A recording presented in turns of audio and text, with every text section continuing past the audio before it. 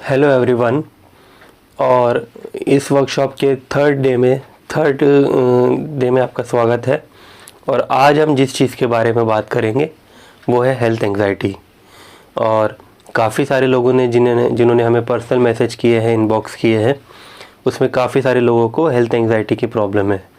और ये प्रॉब्लम बहुत स्पीड में ये फैल रही है, जनरल लेवल पे भी देखा जाए तो।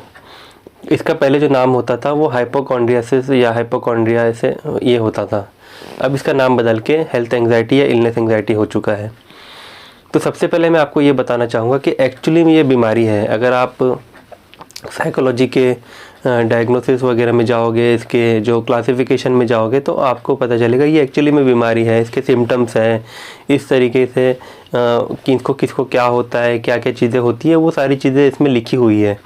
और इस तरीके से नहीं है कि बस मुझे फ़ियर है, बस मुझे डर लग रहा है, बस मुझे फ़ोबिया हो गया है, ये सारी चीज़ें नहीं होती। आपको सबसे पहले इसको समझना पड़ेगा कि ये एक बीमारी है। ये एक इसका प्रॉपर इस चीज़ पे काम किया जाता है, तब जाके ये चीज़ ठीक भी हो जाती है। तो हेल्थ एंग्जाइटी के बारे में हम थोड़ी सी आज बात करेंगे कि हेल्थ एंग्जाइटी क्या होती है, क्यों होती है, कैसे होती है। हेल्थ एंग्जाइटी में क्या होता है कि हमें सिम्टम्स फील होते हैं, कई बार हमें सिम्टम्स फील होते हैं, और उसके अगर हम टेस्ट वगैरह करते हैं तो टेस्ट में रिपोर्ट्स नॉर्मल आते हैं। जो चीज़ें हमें फील होती है वो एज सच अगर हम देखें तो रेप्लिकेट नहीं होती है टेस्ट में। हमको लगता है कि ये चीज़ें फील हो रही है, हार्ट बीट्स हमें फील होती है, पल्पिटेशन हमें होते हैं, फियर होता है कि ये ना हो जाए, वो ना हो जाए, बहुत हाई लेवल पे फियर होता है। छोटी छोटी चीज़ों पे हमको डर लगता है। कोई फुंसी भी हो जाए तो उसको लगता है कि कहीं बढ़ के ये ना हो जाए, कहीं इन्फेक्शन ना हो जाए, स्वेलिंग ना हो जाए, यहाँ तक कि कैंसर तक पहुँच जाते हैं। बहुत अगर हार्ट बीट्स थोड़ी सी बढ़ रही तो बीपी शूट होके कहीं अटैक ना आ जाए, ये सारी चीज़ें होती है। सर में दर्द अगर हो रहा है तो कहीं स्ट्रोक ना हो जाए, ये बहुत एक्सट्रीम तक उनकी थिंकिंग चली जाती है। हेल्थ एंग्जाइटी में ये चीज़ें होती है। अब एक्चुअली में ये क्यों होती है हमें ये समझना पड़ेगा। ये चीज़ें इसलिए होती है कि हमारे जो ब्रेन होता है, जैसे ह्यूमन ब्रेन होता है, इसके 3 पार्ट्स होते हैं। सबसे पहला लेवल पे मैं आपको एकदम शॉर्ट में बताऊंगा। सबसे पहला लेवल होता है रेप्टिलियन ब्रेन, दूसरे नंबर पे होता है लिम्बिक सिस्टम, और तीसरे नंबर पे होता है जो हमारे कोर्टेक्स वगैरह होते हैं ना, प्रीफ्रंटल, जो हमारे प्रीफ्रंटल कॉर्टेक्स वगैरह, ये सारी चीज़ें हमारी होती है। तो आपको ज़्यादा बायोलॉजी में नहीं जाना है, आपको मैं सिंपल इसमें बताता हूँ कि जो सबसे पहला रेप्टिलियन ब्रेन है उसका काम है कि आपको ज़िंदा रखना, आपकी जान बचाना और आपकी जनरेशन को आगे बढ़ाना। और ये चीज़ें सारे जानवरों में है, सारे इंसेक्ट्स में, सभी में होती है। सभी अपनी जान बचाते हैं और सभी अपनी जनरेशन को आगे बढ़ाते हैं। दूसरे नंबर का जो होता है जिसे हम लिम्बिक सिस्टम बोलते हैं, इसमें इमोशंस वगैरह जो होते हैं वो इसमें होते हैं। इमोशंस वगैरह लिम्बिक सिस्टम में होते हैं। ये चीज़ें जो दी गई है वो इंसानों के साथ सिर्फ और सिर्फ मैमल्स को दी गई है, जो डायरेक्ट अपने बच्चों को पैदा करते हैं ना, जो अंडे वगैरह नहीं देते हैं, उस टाइप जो मैमल्स होते हैं उनको दी हुई है। कुत्ते को दी हुई है, बिल्ली को दी हुई, इन लोगों को दी हुई है। तो सबसे तीसरा नंबर का जो होता है वो होता है कोर्टेक्स, जो हमारे प्रीफ्रंटल कॉर्टेक्स। इसमें क्या सोचने समझने की शक्ति है, आगे प्रेडिक्ट करना, डिसीजन लेना, लॉजिकल थिंकिंग लगाना, सही गलत, ये सारी चीज़ें, मेमोरी वगैरह इसमें आती है। तो ये सारी चीज़ों के 3 लेवल्स होते हैं, जैसे मैंने बताया, रेप्टिलियन ब्रेन, लिम्बिक सिस्टम और कोर्टेक्स। तो ये जो बीमारी है वो एक सबसे जो बेसिक जो रूट है जिसको हम रेप्टिलियन ब्रेन बोलते हैं, ये चीज़ ट्रिगर हो जाती है। ये चीज़ ट्रिगर हो जाती है मतलब ये कि उसका काम है आपकी जान बचाना, आपको सब तरफ से सेव करके रखना। तो रेप्टिलियन ब्रेन आपका ट्रिगर हो जाता है और आपको लगता है कि ये ना हो जाए, सब तरफ से वो हाई अलर्ट पे चला जाता है। बार बार वो स्कैन करता रहता है खतरे के बारे में। छोटा सा कुछ हो जाए, छोटी सी फुंसी हो जाए तो वो उस चीज़ पे भी वो पैनिक हो जाएगा ना। छोटा सा अगर हार्ट बीट भी अगर बढ़ रही है वो पैनिक हो जाएगा, क्योंकि वो ट्रिगर हो जाता है, वो हाई अलर्ट पे चला जाता है, एकदम कॉशियस जो मोड होता है उस पर चला जाता है।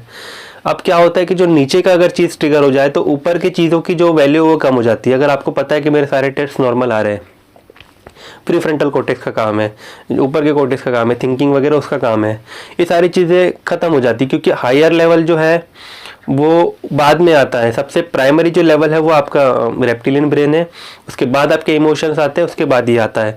अगर नीचे वाला डोमिनेटिंग अगर बन गया है तो ऊपर वाले की जो वैल्यू कम हो जाती है। सेम वे अगर हम हमारे इमोशंस होते हैं, हम इमोशनली हम कैरिड अवे हो जाते हैं कभी कभी, तो हमारी थिंकिंग ब्लॉक हो जाती है। लोग बोलते हैं ना कि कभी गुस्से में हो, खुशी में हो तो डिसीजन नहीं लेने चाहिए।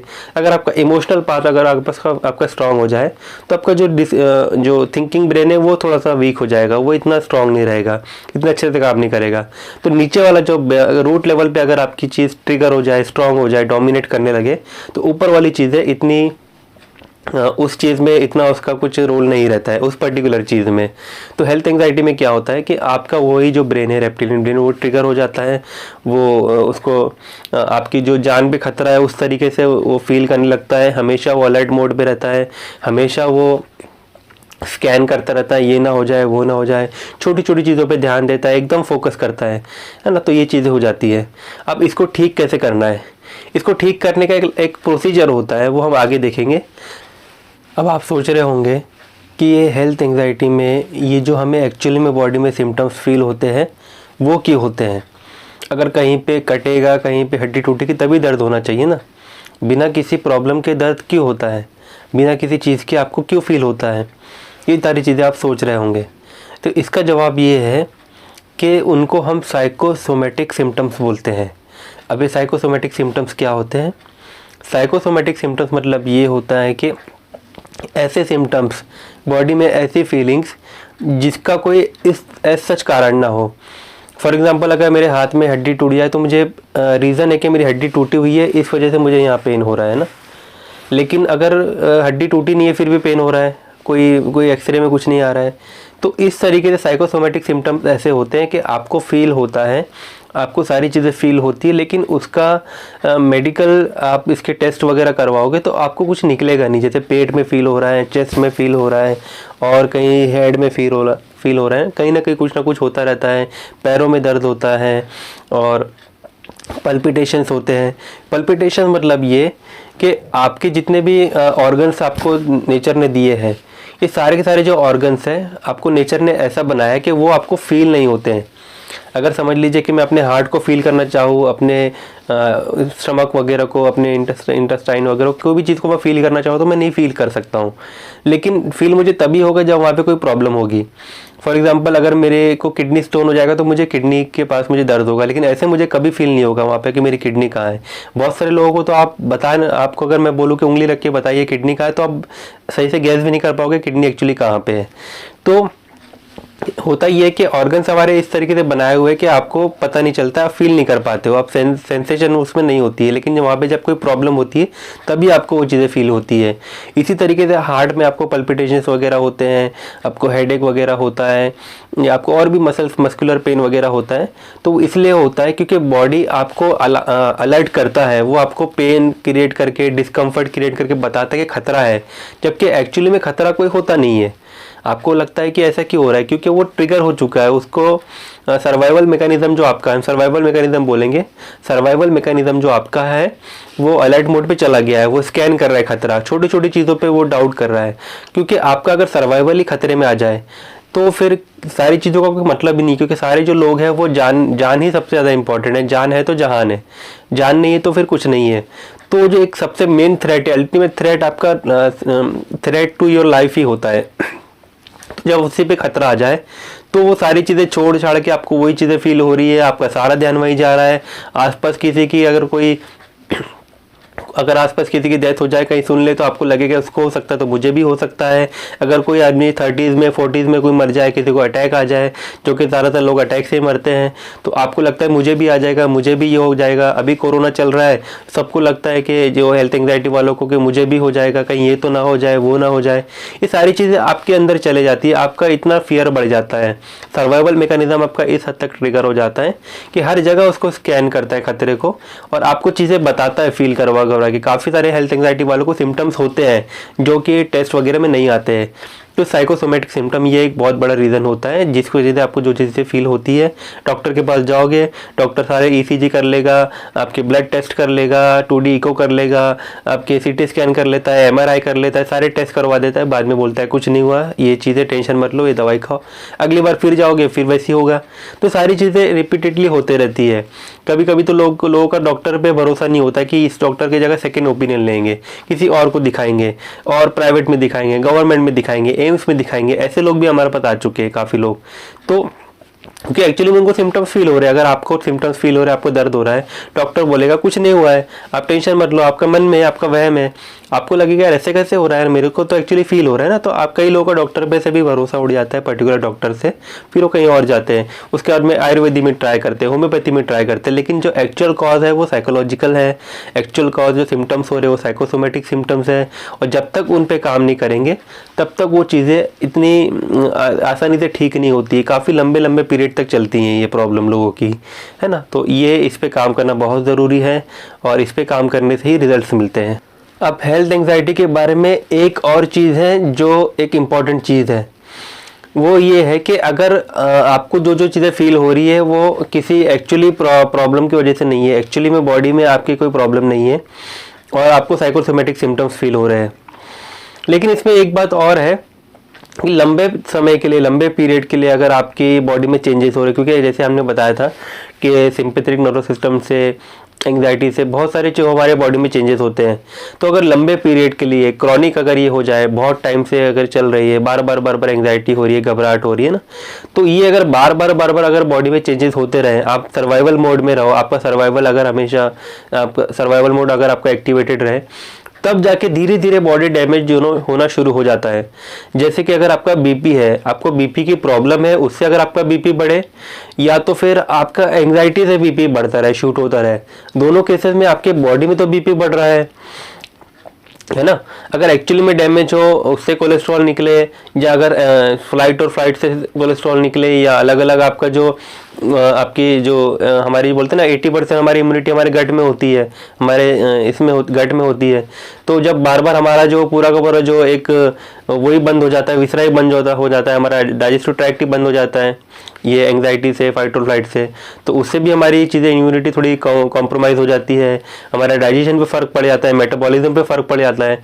तो ये अगर लंबे पीरियड के लिए चल रही है, तब जाके हमारा एक्चुअली में बॉडी डैमेज होना शुरू हो जाता है।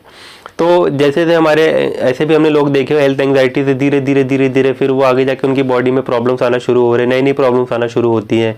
एक्चुअली में फिर रिपोर्ट्स में थोड़ा दिखना शुरू हो जाता है। तो ये ऐसा भी होता है। तो इसको एज सुन एज पॉसिबल जितना जल्दी ठीक करे उतना आसान होता है। जितना ये आपका जो बिलीफ है जितना स्ट्रांग होता जाएगा कि मुझे कुछ हो जाएगा, मुझे कुछ हो गया है, जितने आपके सिम्टम्स बढ़ जाएंगे, आपकी सीवियरिटी बढ़ जाएगी, तो उतना ही टाइम लगता है और आपको बाहर आने में उतनी ही आपको मेहनत और स्ट्रगल करना पड़ता है। तो ये जो चीज़ें होती है जितनी जल्दी ठीक कर ली जाए उतनी अच्छी है। अब इसको ठीक कैसे किया जाए? ठीक उसको ऐसे किया जाता है कि अभी तो कोई बॉडी में तो कोई प्रॉब्लम है नहीं, तो एक्चुअली में तो आपको कोई हार्ट में प्रॉब्लम है, लीवर में प्रॉब्लम है, इस तरीके से तो आपके टेस्ट तो लोगों के नॉर्मली आते हैं, आपको सिर्फ फील होता है, आपको डर लगता है। तो इसको ठीक कैसे किया जाए? ठीक करने के लिए इसमें क्या होता है कि 2-3 चीज़ें यूज़ होती हैं। सबसे पहले तो ये कि फैक्ट पे देखा जाता है कि अगर हम कोई चीज़ फैक्ट आपके सामने रख दे तो फिर सारे डर वगैरह जो चीज़ें वो सब साइड में हट जाती है। फैक्ट होता है तो हम आपको फिर बहुत सारी चीज़ें बताते हैं, माइंड के बारे में, बॉडी के बारे में, हमारा बॉडी कैसे काम करता है, बीमारियाँ कैसी होती है, कौन सी बीमारी कैसे होती है, और अलग अलग चीज़ों के बारे में। जैसे हमको लगता है कि सिर्फ खाना पीना, डाइट और ये चलना, एक्टिविटी, ये सारी चीज़ें होती है, लेकिन ऐसा नहीं है। लाइफ के बहुत सारे पिलर्स होते हैं, जैसे सिर्फ खाना पीना और फिजिकल एक्टिविटी, ये सारी चीज़ें आपको लगता है, और भी चीज़ें होती है। आपका स्ट्रेस लेवल कितना है, आपके बिलीव्स क्या है, आपका नेचर कैसा है, पर्सनैलिटी कैसी है, आपका किस तरीके से आप रिस्पॉन्ड करते हो, किस तरीके से सोचते हो, सिंपैथी कितनी है, एम्पैथी कितनी है, जेलस जो है वो कितना है, एंगर कितना है, सेटिस्फैक्शन कितना है, सारे इमोशंस कितने हैं। उसके बाद में आपका खुद के बारे में आपका बिलीफ कितना है, आपका सेल्फ स्टीम कितना है, सेल्फ कॉन्फिडेंस कितना है, सेल्फ स्टीम ज़्यादातर हम बोलेंगे, सेल्फ स्टीम कितना है, ये सारी चीज़ें जो देखी जाती है। क्योंकि बैलेंस अगर सब चीज़ों में रहेगा, आपकी लाइफ बिल्कुल सही चलेगी, आपको ना फिजिकल प्रॉब्लम्स होगी ना इमोशनल प्रॉब्लम्स होगी। लेकिन अगर आपको कोई भी चीज़ों में प्रॉब्लम हो जाती है, या अगर आपकी इमोशनल इसमें भी प्रॉब्लम आ जाती है, तो वो बॉडी में भी धीरे धीरे आ सकती है। माइंड और हमारा बॉडी दोनों कनेक्टेड है, और हमको क्या करना है कि अच्छी लाइफ अगर हमको जीना है, हमें लंबे लाइफ जीना है, हमें बीमारियों से बचना है, हमें मेंटली हमें फिट रहना है, तो 3 टाइप के स्ट्रेस से हमें बचना पड़ेगा। ये बहुत इंपॉर्टेंट बात है। 3 टाइप के स्ट्रेस कौन से होते हैं, अगर आप उनसे बचोगे तो आपकी लाइफ बहुत सही लाइफ रहेगी, बहुत बेटर लाइफ रहेगी। सबसे जो पहला स्ट्रेस है वो है फिजिकल स्ट्रेस। फिजिकल स्ट्रेस मतलब ये होता है कि आपके बॉडी पे फिजिकल लेवल पे क्या स्ट्रेस आ रहा है। अगर आपके बॉडी पे ओवर आप लोड आ रहा है, या ओवर एक्टिव है, अंडर एक्टिव है, बहुत ज़्यादा प्रेशर आ रहा है, बहुत एक्सर्शन हो रहा है, कम है, बैठे हैं, सेडेंटरी लाइफस्टाइल है। सेडेंटरी मतलब एक ही जगह बैठे रहते हैं, कुछ करते नहीं है, या बहुत ज़्यादा मेहनत कर रहे हैं, एक ही पोजीशन पे बैठे हैं ऑफिस में। क्या है फिजिकली आपकी, क्या है आपके बॉडी में, जो जो चीज़ें होनी चाहिए, मूवमेंट्स होने चाहिए, वो हो रहे नहीं हो रहे, ये सारी की सारी चीज़ें फिजिकल इसमें आ जाती है। और भी चीज़ें आती है बहुत सारी। फिर सेकेंड नंबर पर होता है केमिकल स्ट्रेस। केमिकल स्ट्रेस मतलब कोई केमिकल नहीं होता है। केमिकल स्ट्रेस मतलब ये कि आपके बॉडी में क्या क्या केमिकल्स जा रहे हैं। केमिकल मतलब कुछ भी हो सकता है, जरूरी नहीं कि वो आपके फूड के जरिए आपके बॉडी में जा रहा है, दवाइयों के जरिए आपके बॉडी में जा रहा है, और प्रोसेस फूड के चक्कर में उनके उसमें जा रहा है, प्रिजर्वेटिव से जा रहा है, आप क्या खा रहे हो, जो भी ये चीज़ें आपके बॉडी में जा रही है। तो जो जो चीज़ें आपकी बॉडी में जा रही है, उसमें भी अगर अननेसेसरी चीज़ें आपकी बॉडी में जा रही है, तो वो भी केमिकल स्ट्रेस होता है। तो डाइटिंग वगैरह एक अलग चीज़ है, डाइटिंग में ये खाओ वो एक अलग चीज़ है कि आपका जो बॉडी जिस चीज़ के लिए बना है, आप उसको वही फीड करोगे, तो आपकी बॉडी अंदर से बहुत बढ़िया रहेगी। तो केमिकल स्ट्रेस इस चीज़ में आता है। और सबसे इम्पॉर्टेंट जो आता है वो इमोशनल स्ट्रेस है। इमोशनल स्ट्रेस मतलब ये है कि आपका साइकोलॉजिकल स्ट्रेस कैसा है, आपके इमोशंस कैसे हैं, आपके थॉट पैटर्न्स कैसे हैं, आपके बिलीव्स क्या है, आपके इनसिक्योरिटीज़ क्या है, हिडन नीड्स क्या है, हिडन डिज़ायर्स क्या है, आपके सेटिस्फेक्शन लेवल की सारी चीज़ें हैं, आपको क्या फील होता है अपने बारे में, सेल्फ स्टीम कितना है, ये सारी की सारी चीज़ें इमोशनल स्ट्रेस में आती है। तो अगर ये 3 स्ट्रेस अगर आप कंट्रोल में कर ले, बहुत ज़्यादा एकदम परफेक्शन की तरफ नहीं जाना है, परफेक्शन जैसी कोई चीज़ नहीं होती है, लेकिन अगर आप इसको कम करने लगे, धीरे धीरे अगर आप कंट्रोल में कर ले, तो आप बहुत अच्छी और बहुत हेल्दी और हैप्पी लाइफ आप जी सकते हैं। और भाटी माइंड केयर में हम यही चीज़ें सिखाते हैं आपको सारे स्ट्रेस के बारे में बताते हैं, आप इन चीज़ को कैसे अप्लाई कर सकते हो, आप इन सारी चीज़ों को कैसे यूज़ कर सकते हो अपने डे टू डे लाइफ में। आपके हिसाब से देखते हैं कि आपकी डे टू डे एक्टिविटी क्या है, आपका जॉब क्या है, आपका काम क्या है, उस हिसाब से आप किस तरीके से लाइफस्टाइल रह सकते, मतलब अपनी लाइफस्टाइल रख सकते हो, क्या करना चाहिए, कौन सी चीज़ें ऐड करनी चाहिए, कौन सी चीज़ें आपको लाइफ से निकालनी चाहिए, और आपका क्या माइंडसेट होना चाहिए, किस तरीके के बिलीव्स होने चाहिए, कौन से अनवांटेड बिलीव्स पैटर्न्स को निकालने हैं, कौन से बिलीव्स और पैटर्न्स को बनाने हैं। तो ये सारी की सारी चीज़ें होती है। तो इसमें आपको बीमारी के बारे में पता चलता है, कौन सी बीमारी कैसे होती है, क्या होती है, किसके लिए क्या करना चाहिए, psychosomatic symptoms versus actual symptoms, ये भी आपको पता चलता है। तो ये सारी की सारी चीज़ें भाटी माइंड केयर में सिखाते हैं, आपको करवा के देते हैं।